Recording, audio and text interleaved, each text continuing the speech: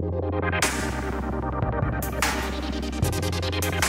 following podcast is a proud member of the Blue Collar Roots Network. Find all the shows by visiting bluecollarroots.com. He may seem like a mild-mannered engineer until you install an HVAC system improperly. Then the whole turning green Hulk shirt-ripping thing happens, and it's not pretty. Here's Bill Spohn.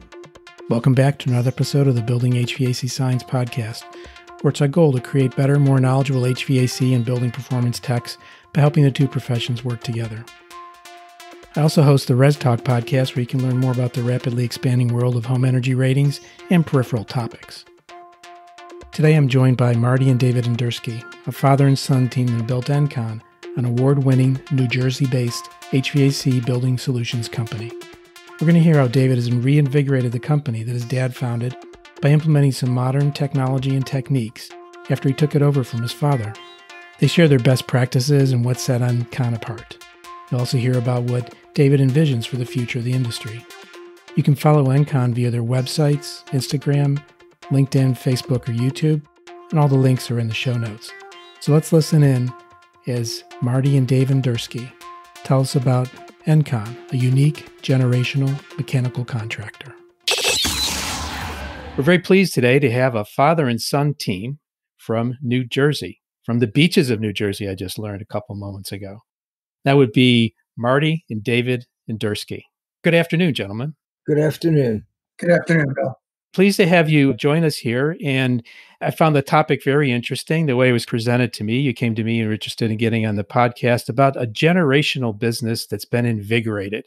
We got to go back a little bit in history and time and figure out, when did this business get started and why was it founded? And I'm going to ask Marty that question because I think he might have closer to the answer. David wouldn't remember because he wasn't born yet. So okay. I'll have to settle that one.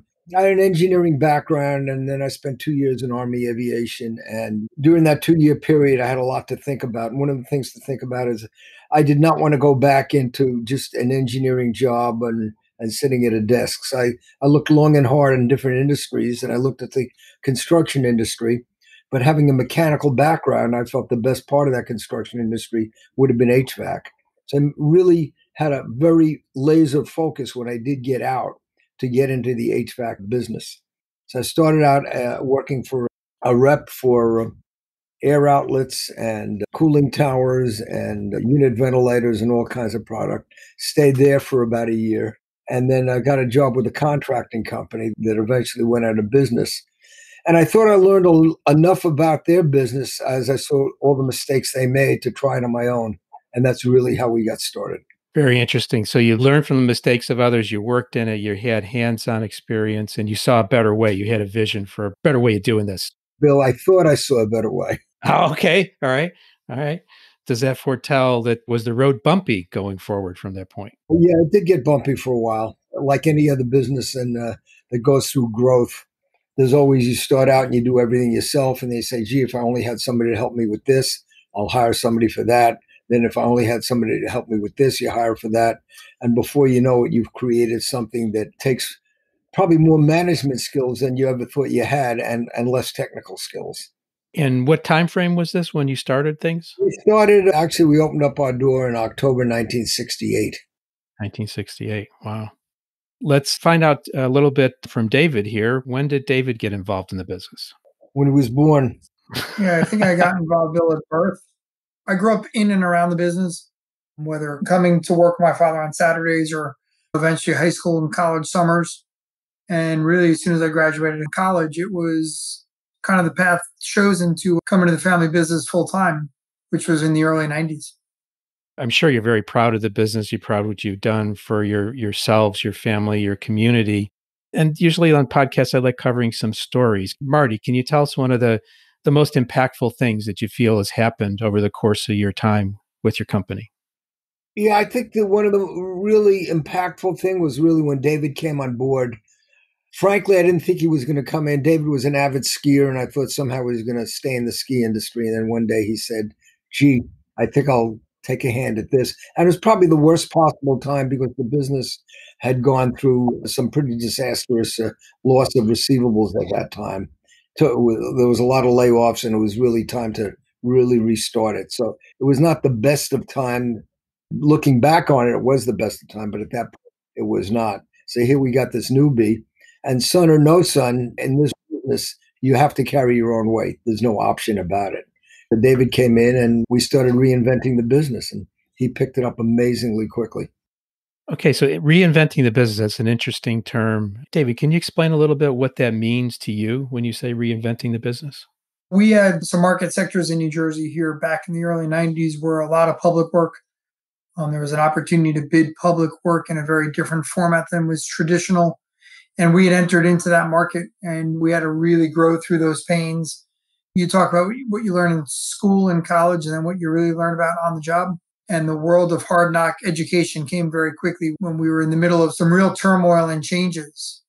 And I was asked to be part of things that were well over my expertise or experience at that point, and just had to figure it out. And we just had to reinvent who we were as an organization, as a company, as a culture. We'd lost some talent. And we had a bunch of young, motivated, smart, hardworking people here. And it was, all right, let's go. Let's try something different. It sounded like a lot of teamwork was involved there, like group meetings and tearing apart the problem and restructuring things. Can you tell us how that goes? Bill, in today's world, I guess we call them huddle meetings, or back then it was cell phones. I think in the early 90s, one of our first projects, we had Nextels, push to talk, that worked sometimes. So we would go to each other's houses or the local bar and say, okay, who screwed what up today and how are we going to fix this tomorrow? And the world of communication was obviously beeper based back then. And it was just very, very different. The speed of communication, especially when you didn't know what you were doing or where you were supposed to be going, was a unique way to learn the business. And again, we got thrown into fires and just, we had no other resources. We were just told to fix it, figure it out. Yeah, Marty, what's your perspective there? Yeah, I'll add something to that. When David first came in, and we really were very close to running out of cash, we had a lot of big public projects to finish, and they were all bonded jobs, so we had very little choice but to finish them. So David would go out to a job meeting on stuff he really knew nothing about. I'll never figure out how he got through those meetings. And we did. So there were two phases to this. Phase one was dig out what we had, and then phase two was figure out what we had to do going forward. And David, at that point, most of our work was bid work. We were pretty good because we all here had good technical backgrounds. And David came in one day and said, let's just change marketplaces, go into the negotiated work and the design build work. And my comment at that point is, David, we're not in that market. We don't know enough people. And David said, yeah, you know enough people. Let's do it. So it was sort of a plunge into a completely different pool of work. And that was one of, I think, the keys to getting us to where we are today. When we got into that marketplace and we were able to expand the business into far more than just HVAC, into controls and energy and engineering and all those that are normally individual businesses. If you broke us down to our core business, and I don't know what that is, it's just a combination of 3 or 4 or 5 really separate businesses, from engineering to sheet metal to piping, so on and so forth. So what's your service territory? What kind of geography do you cover? As a norm, New Jersey, but for the right clients and the right opportunities and the right perspective stuff, we'll travel outside. We do some work in the 5 boroughs now, some in Eastern Pennsylvania, but it's really a matter of logistically, we self-perform our own work. So making sure that we could realistically deliver the promises that we make for milestones and completion dates. We did a big job years ago in the Bronx, and the trip over the GW just became too much for our crews. We had a lot of crews that were traveling 2 hours a day, 2 hours on a good day. And then you get on the GW and there was an accident, and it could be a 4-hour ride. Yeah, how do you build that into the project? Yeah, so it's difficult. So we've been able to hire some real good talent in North Jersey now, so it's not quite as far. But logistics are a big part of what we do as a self-performing contractor. I'm going to ask you both the same question, and I want to hear both kind of versions of your answer. And I'll ask Marty first. What sets Encon apart, your company? One of the main things that sets it apart is we just do what we have to do, and we do the right thing to satisfy our client base. And period, whatever that takes. When something goes bad and we have to fix it, money is never the issue. The issue is we got to fix it and make it right. I think that's one of the things that sets us apart. And the other thing that sets us apart is the broad spectrum of work we get involved with. If somebody calls us now and says, what can we do because we're concerned about the COVID? What can we do for your air? We can do that. And we've delved into that and learned that. And it's more than just selling a product. We understand all the products that are in the market. And we understand everybody's needs are different. So we can really educate a customer to do that. If they have a control problem and with some of the big buildings, we can do the control side. If they have a room that really needs some engineering work, we can do some engineering work. So I think that the ability to just take care of whatever the customer's needs are that relate to it. We do electrical as well now. So it's just amazing how really nobody could call here with a problem that we can't help them with. So it's really customer satisfaction and quality of work is the nutshell on that. David, tell me what your view is on what sets Encon apart. So yes, we do have a quite competent technical competency here, but we also spend as much time on our internal customers, our team here and our culture, as we do serving our external customers. So we're a place where people come here. We've got talent here we've got two gentlemen here over 40 years. I'm here 25, and there's still a third of the company here longer than me. The team here, highly talented, highly skilled, can really get jobs anywhere they want. And we do a good job of attracting talent. And we put a lot of energy and effort to our culture, to our work environment, and make sure that for everyone that's working hard, that they get both financial reward and other satisfactions. That when people come here, you'll hear them talk, oh my, this never happened before. And we're big advocates to say, okay, tell that to the people that are here 30 years because they might have forgotten that. So we do a lot of those touch points to make sure our in-house team is equally taken care of. So along the course of the way, people must have recognized that. Are there any awards or anything in particular that's come your way or significant recognition? We started an award in 2001 for a gentleman. He was a great tech. It was during our transition year, and he had an opportunity to become a police officer. And again, we didn't know if I would collect a paycheck, let alone anyone here. And he went that route and unfortunately had a tragic accident in the line of duty. And we started an award in Robbie's name. And my father gets the privilege of doing it every year. And it gets harder because not everyone, there's less people here that knew Robbie. But when we started it was always, are we always going to have enough people to give the award to?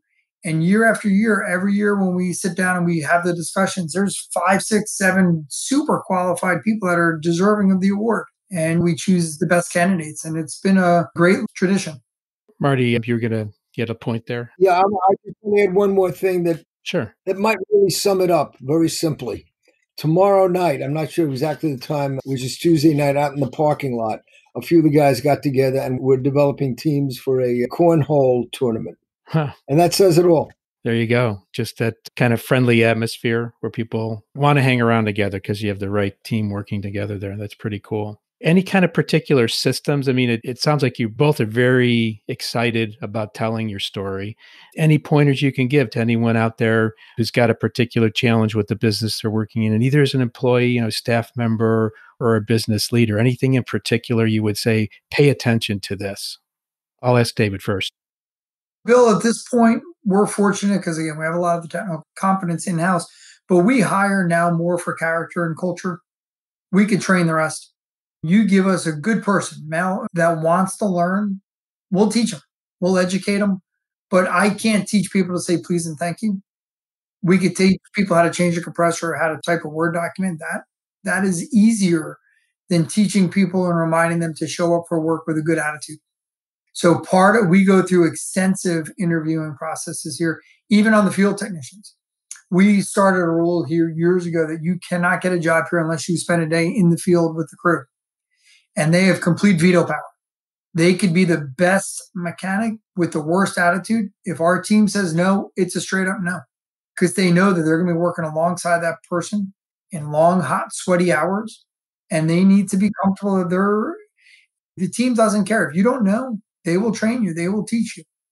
But again, we can't teach someone how to be a good person. We work very hard on that.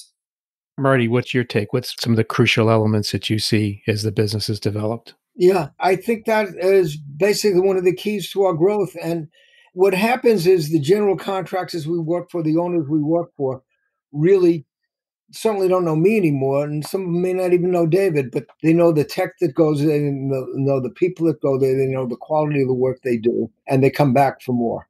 Now with the internet and these podcasts, we're in a different world. But for years, back when the classified phone book was the big divide, we never ran ads. We didn't have to. Everything, all our growth All word of mouth. was all word of mouth. And yes. Reputation. Reputation. I want to take a minute and mention one of the sponsors of the Building HVAC Science podcast, Detson Industries. Detson's a member of the Oulet Group. They provide sustainable solutions to the residential HVAC industry by offering systems designed to maximize comfort. So while seeking out the HVAC solution for my own high-performance home that's under construction, Detson products came very highly recommended by our builder. I was in communication with their engineering and marketing teams, and I became very impressed with their air source heat pump and smart duct systems, and plan to install these in my own high-performance home, which you can follow at spohnhome.com, spohnhome.com. Now, this home is scheduled for occupancy in summer of 2020. So you can surf on over to Detson, www.detson.com, to learn more about their products, where they provide a wealth of detail. Especially interesting for me is the way their smart ducts are engineered to provide what I call subtle comfort. They work fantastically well, but you barely know they're there. If you get in touch, make sure to tell them the Building HVAC Science podcast sent you. Thanks. What's the genesis of the name Encon? Is it something really simple, emotional, impactful? Where does that come from? David. It's a great question because I'm not even sure how it evolved over time, because there was a name change back in the, I'm going to say maybe late 90s, early 2000s. And when we started, we rebranded as Environmental Mechanical. It didn't come up in the name search that there were some others that didn't have the best reputation back then. So we kind of morphed it, and then it became kind of energy and controls, and reblended it that way. And it used to be Ncon Mechanical, Ncon Services. And with the branding campaign stuff that we've been working on, said we don't need it all. And we now put the tagline under it as Building Solutions, because as my father said before, we're a very holistic approach organization. So if it's in your building, in your environment, we can really take care of it for you. That makes a lot of sense. I like the streamlining of it. That's very modern, but it's also very easy to remember. I mean, it's just a word that kind of falls off your tongue, 2 syllables. That's fantastic. The biggest challenge with it, Bill, was when Enron happened. Oh, wow. There you go. 1 letter off. We still get the question, were you ever affiliated with Enron? Bad timing. It'll be memorable that way. I'm a visual guy too. So what's the logo about? We're talking on podcast here, but the logo is a collection of 3 or 4 different colors, some rectangles. What does that express? That was a very dear friend of mine who passed away many years ago, came up with that. It was from a modern art painting, and the artist's name was Maltese, I believe. And from Mandan. Right. And then we just, as we got involved with our internet people and that type of thing, they just squeezed it and stretched it and did a few things with that. But they've also painted the trucks in those colors, and they're really eye-catching. Because the entire truck is painted like that. I'm amazed we don't get a call from the police saying it's too much of a distraction. So it's got reds and yellows and blues and blacks and white spaces. To me, it sort of looks like a building. It says complexity, but simplicity, a little bit of like heating and cooling in there with the red and the blue. So I think it talks very well, speaks very well towards your business. Thank you. So obviously you do internal education, it sounds like that, and from the cultural aspect to build upon the culture that you have in the individuals. Where do you go externally to learn? What sources or resources do you use to pull information to stay on top of the future of the industry, the trends? I'll let Marty answer first. I'll start off with the fact that right before COVID hit, David decided we needed more space in the building. We took more space in the building. David built this, he designed it and built this phenomenal training room, all glass, for 40 people. The day it got finished was the day we decided we can't use it. And we do for some meetings now where we have to get space. So training is really a composite of what we do in-house, and I'm really not sure where we're going to go with that anymore, and outside seminars and sending people out of town to various schools to different products. One of the problems right now is way back when, if you knew refrigeration and you knew some electricity, you could dive in any unit and you didn't need to know any of the specifics. Now, with the specialty units around between the computer room units and the pool units and the dehumidification units and the dedicated outside air units, everybody needs manufacturer training. So we do whatever we can to get people to those specific schools so they get pretty good at it. Anything to add there about training, David? No, just we really rely on our manufacturer partners. We send staff all over North America at this point. We allocated a fair amount of resource and budget to it. And then on the internal team, whether it's sales or customer service training, we looked at it recently and said we spend so much time and resources on the technical side that we don't do it on the other side.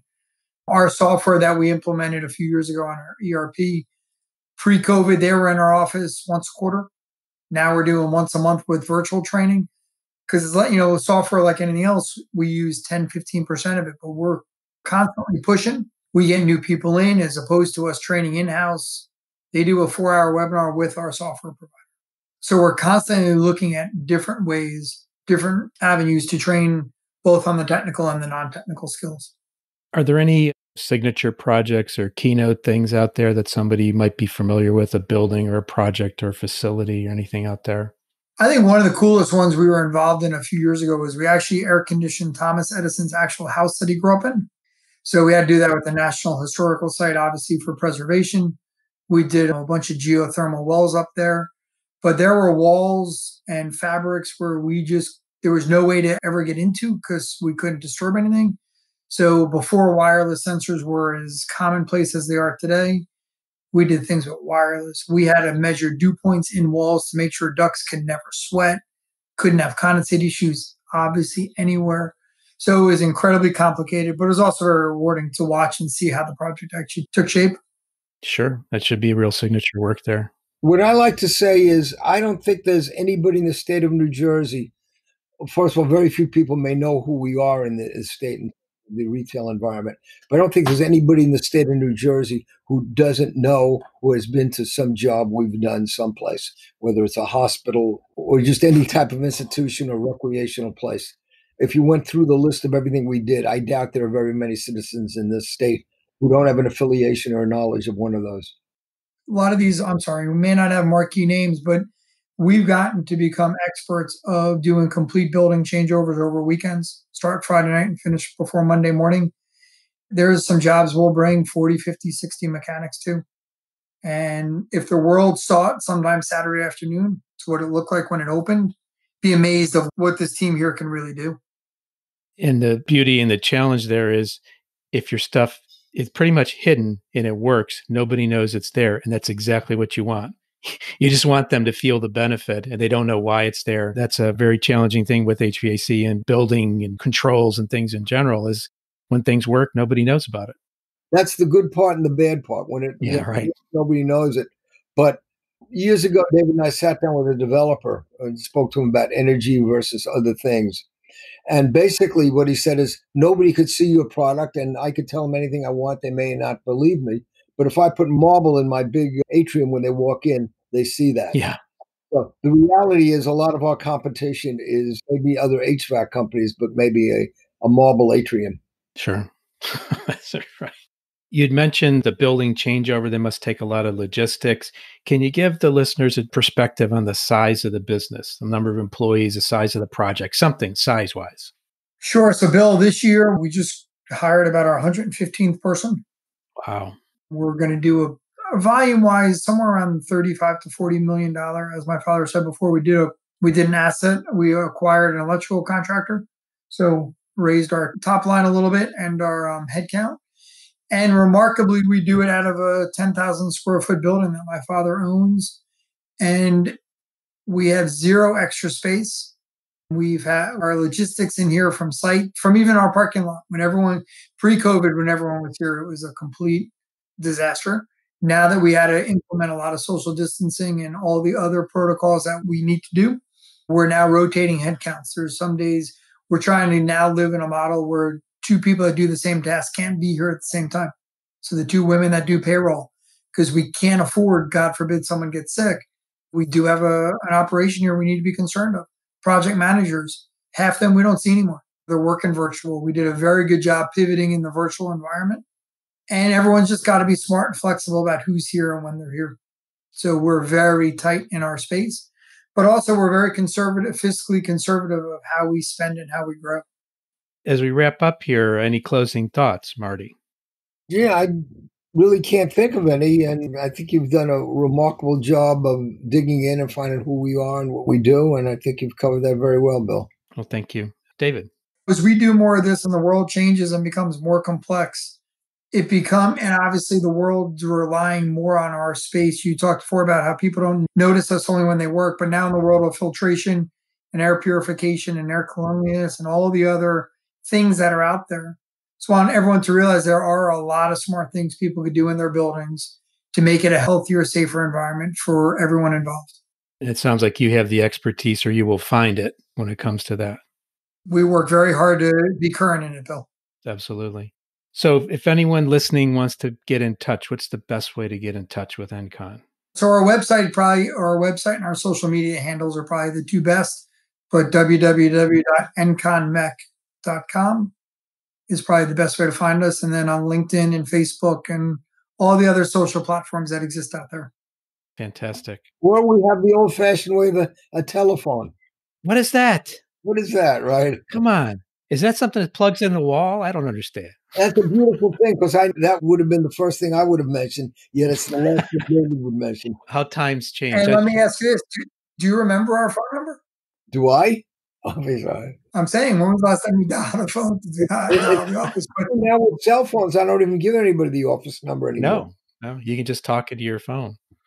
So I think I said somewhere age-wise between Marty and David here. So this is interesting to pivot and look in both directions for the generation. So excellent. Kind of brings a tear to my eye. I have a son who's in our business at True Tech Tools, and I think about the future when maybe somebody's interviewing me for this conversation in 20 years or so. We will do that. We'll interview you anytime. Thank you. I appreciate that. That's the first time someone's asked to do that. Thank you. You guys are We'd be happy awesome. to know. All right. I want to thank you again for joining us here in the Building HVAC Science Podcast. A little bit different episode, talking about a generational business in the commercial environment. Some really interesting things, some little nuggets to treasure in this episode. And again, David and Marty, I want to thank you for joining us. Well, thank you. Thank you, Bill. Okay, you guys take care. Thank you for listening to today's episode with David and Marty Indursky talking about Encon. Here's a quote for today by George Santayana. The family is one of nature's masterpieces. If you're interested in becoming a sponsor of the Building HVAC Science Podcast, or have a suggestion for a topic or a guest, please email me at bill@bluecollarroots.com. The Building HVAC Science Podcast is a production of True Tech Tools. In full disclosure, I'm an owner of True Tech. The opinions voiced are those of my guests or myself, depending on who is speaking, of course. And if you're interested in some tools or test instruments that are mentioned in the podcast or in any typical areas for HVAC or building performance, take a look at what TrueTechTools.com has to offer. And you can use the code HVACBS for a nice discount. I want to thank you for listening and following us on the Building HVAC Science Podcast. Take care, and we'll talk at you next time.